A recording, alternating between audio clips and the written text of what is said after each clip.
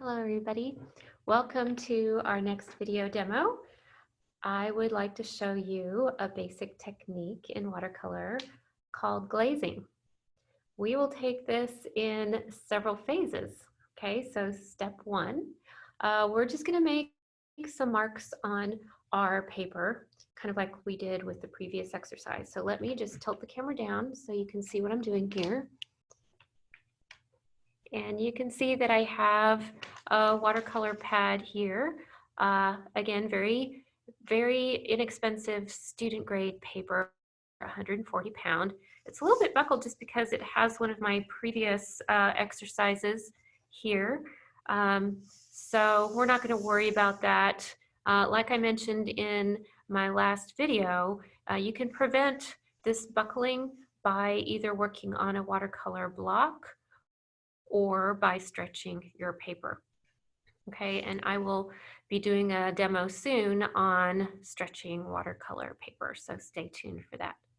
Okay, the first thing we're going to do is just take a brush, and you can glaze with any kind of brush. For watercolor, you do want to make sure the brush you're using is a soft bristle brush, okay, as opposed to the stiffer bristles that we use for oil and acrylic painting. Okay, so these are synthetic bristles, very, very soft. This is just an inexpensive brush. Okay, so let's just get a little water on our brush, and we're just going to make a few strokes on our paper. I'm going to load up the brush pretty heavily here at first so I can have a dark mark. Well, I didn't load that up as much as I thought. Let's get a little more paint on here. And we're just going to make some brush strokes across the page. Okay. Add a little more paint again. And just to kind of see what happens with our glaze layers when we come back with our next layer, okay? Experiment with your round brush as well. This is just the inexpensive student grade brush that came with this set. It's a Van Gogh set. And the pigment I'm using is Payne's Gray, by the way. Okay, so you can glaze with any color.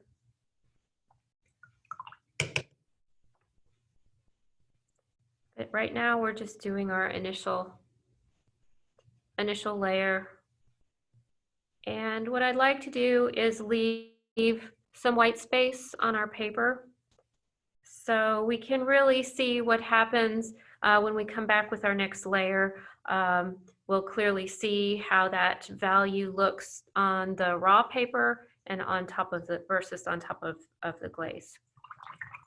Okay, so this is phase one.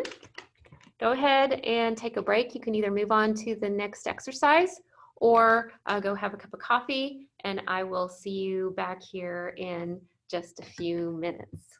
Okay? Okay, and we are back. I hope you had a nice break. Now that your test strokes are dry, what we can do is go ahead and put our glaze layer on top. Okay, so let me angle this down so you can see what I'm doing here. And we're just gonna, again, load up our brush and just make a few strokes right on top. Let's just go ahead and let our stroke intersect.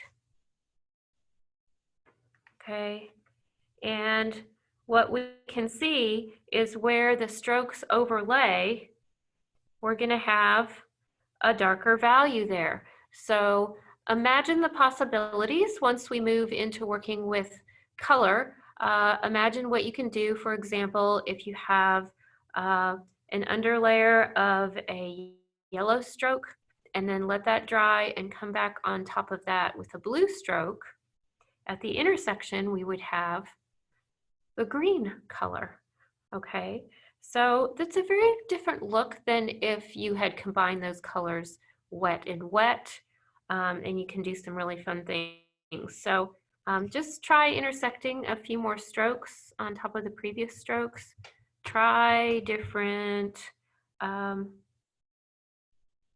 darknesses of your value. Okay, and let's also try the round brush, okay,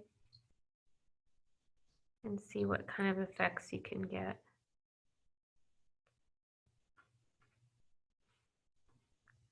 With this second layer, this glaze layer on top.